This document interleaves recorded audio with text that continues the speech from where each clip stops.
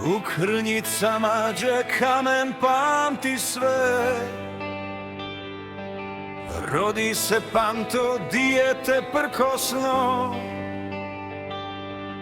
Skadarsko jezero gledalo ga dok raste,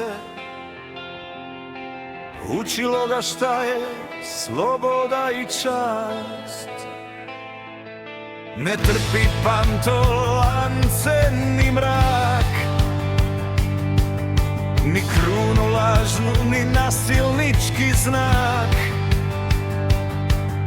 Zapuca ruka, zadrhta tron, zbog slobodne riječi plati zatvorom. Lepoglava tamna, zidovi sivi, al duh se pantov ne da i živi.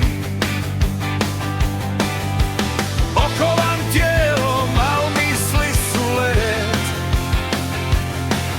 da jednom vidi slobodan svijet. Oj panto sine, Crne Gore, ime ti gloji ko svete zore. Nije te slomio ni sud ni mrak, jer sloboda je bila tvoj jedini znak. Kad puče ustanak, kad planu boj, panto ustade da brani svoje. Vodnik postade bez traga, bez sna, četvrte proletarske, crnogorske. Kod Livna se ime njegovo ču,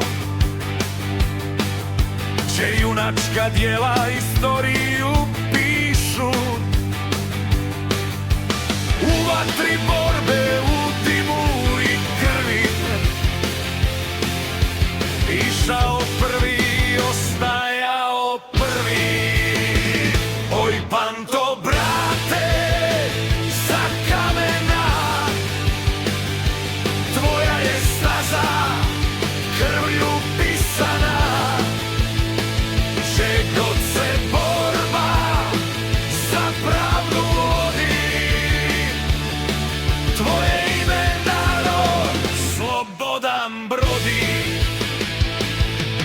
Kod Konjica 43.